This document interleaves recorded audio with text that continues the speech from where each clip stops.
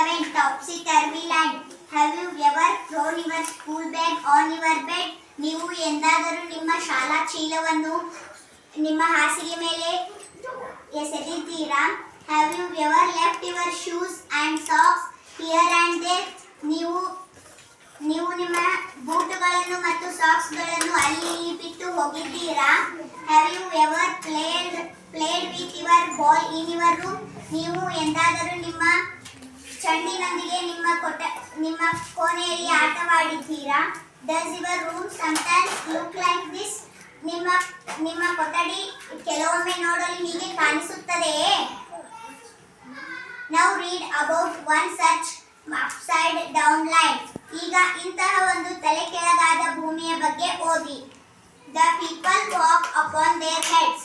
ಜನರು ತಮ್ಮ ತಲೆಯಿಂದ ನಡೆದಾಡುತ್ತಾರೆ. The sea is made of sand. ಸಮುದ್ರವು ಮಣ್ಣಿನಿಂದ ತುಂಬಿರುತ್ತದೆ. The children go to by night in topsy-turvy land. Topsy-turvy land ನಲ್ಲಿ ಮಕ್ಕಳು ರಾತ್ರಿ ಶಾಲೆಗೆ ಹೋಗುತ್ತಾರೆ. The front door step is at the back.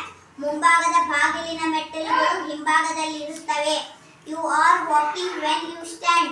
ನೀವು ನಡೆಯುತ್ತಿದ್ದೀರಿ. ನೀವು ನಿಂತಾಗ ನೀವು ನಡೆಯುತ್ತಿದ್ದೀರಿ. You wear your hat upon your feet. ನಿಮ್ಮ ಟೋಪಿಯನ್ನು ನೀವು ನಿಮ್ಮ ಪಾದಕ್ಕೆ ಧರಿಸುತ್ತೀರಿ. And buses on the sea you will meet. ನೀವು ಬಸ್ಗಳನ್ನು ಸಮುದ್ರದಲ್ಲಿ ಚಲಿಸುತ್ತವೆ. While pressure boats are planed. ಬೋಟ್ಗಳು ರೋಡಲ್ಲಿ ಚಲಿಸುತ್ತವೆ. To travel up and down the streets of topsy-turvy land.